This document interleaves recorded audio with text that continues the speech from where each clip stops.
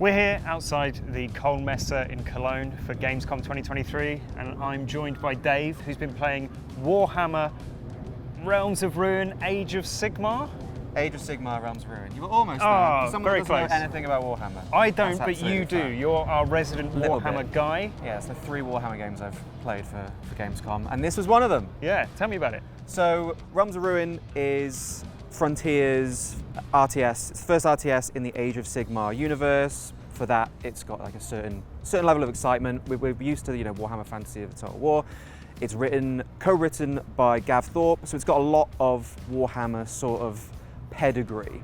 In terms of gameplay, this is the second time I've played it now, and the first time I was left curious, but I wasn't really feeling what Realms of Ruin was trying to be.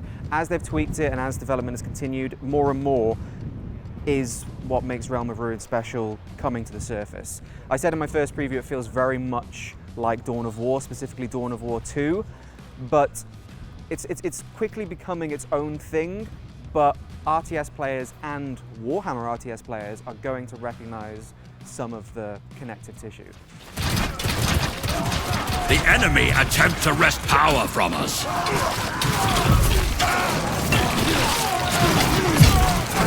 So I saw a new mission with one of the new factions, the Nighthaunts, which, for those of us here that don't know Warhammer... Oh, I know. I know. Oh, no. I know so all about it. tell us about the But Night some of the Horde. guys at home, guys and girls at home, they might not, so tell me more. Ghosts.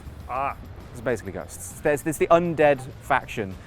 But what's nice about the introduction and seeing how they play a little bit is that both with the changes that have come to the game as well as the addition of this new faction, what makes each faction unique has started to feel more tangible. Like the Stormcast Eternal, they're armored warriors who have come back from the dead and 100 years old. They're tanky and they have staying power and like a few units that are really sort of elite. Whereas the Auric Cruel Boys, orcs but swampy, they're relying more on their abilities, their traps, their monsters, and the Nighthaunts seem to rely more on just mob tactics. Just so many undead and just sending waves and waves at you. So that's nice to see. We're yet to find out what the final faction is. Warhammer nerds can guess and surmise, but we haven't seen them yet. But what I did see a little bit more of was they're introducing a mode they're calling Conquest, which is basically like a roguelite light, so extra light way of playing through Realms of Ruin. You pick a faction, you're giving a procedurally generated course from your starting marching point across a procedurally generated campaign to the end, and each level changes things up, and it could have different factions you're facing, but most interestingly it has modifiers that break the sort of traditional rules of the game. So you could be fighting with no fog of war, you could be fighting where resources come in much faster, you could be fighting on a map that's only one resource point, so it's way more sort of intense in terms of all the fighting you're doing. And that was cool to see, because one of the things that the RTS genre can quite often steer away from is the story. And stories in RTS games can be, they can be good, they can be valuable, they can add a lot to the setting. And I think Warhammer in particular, Age of Sigmar, there's a lot of already established lore there. And they've got a single player campaign that's taking you through the Realms of Gur and things like that. We have it. What about the Nighthaunts' words? That was a warning, not a threat. Lies. That's all that ever dribbles from the mouths of Nagash's dregs. One thing I did notice, and again it might just be a learning curve that we're building up to, is that all the units have their own abilities. And like the Protectors, the winged units, they have fly abilities. They can jump up in the sky, then either crash down, throw hammers. Looks amazing. Some units can charge or throw sort of beacons that remove fog of war. Some of the Stormcast can activate an ability where they become unbreakable or resist damage and stay put. Characters can cast lightning or raise banners to restore health and stuff. But there is a lot of abilities, and maybe I'm just telling on myself that my micromanagement ability is not what it could be. but that did feel a little overwhelming, a little difficult to sort of keep on top of. Like, you're not obviously not meant to spam all of them frequently because there's a resource cost, but I did find myself struggling to synergize them, use them in tandem with each other.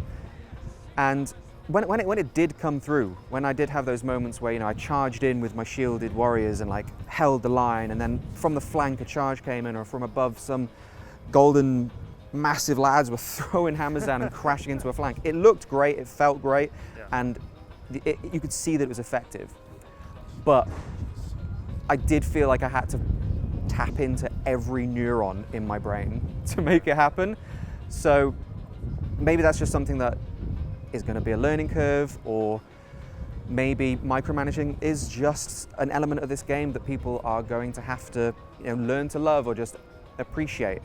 The abilities for each unit do seem to be a big focus. They are very powerful, they are very important to the game, but like I said, when you learn to make it happen and make it happen well, it's a great spectacle, it's really satisfying, and the game itself looks great, both from an objective standpoint and the Warhammer nerd in me.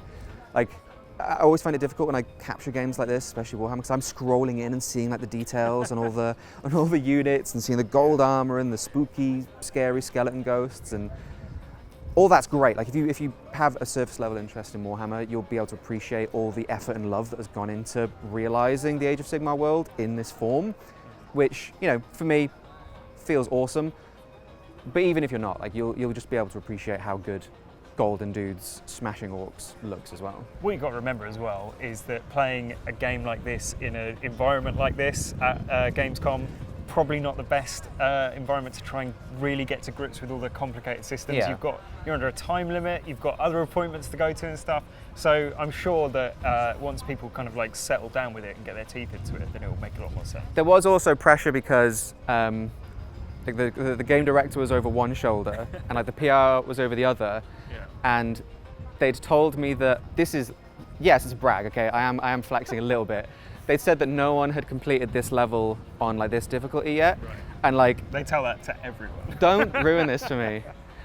And I was getting close. Yeah. So as soon as I heard that whisper in the background, I was like, oh no, now I got to play properly. I thought you were going to say they're it. over your shoulder, you click something, they're going, oh, I wouldn't have done that.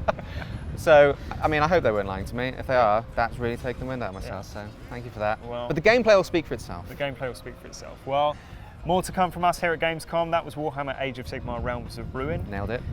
And we'll be back with some more impressions from some other games, and keep it here on GameSpot.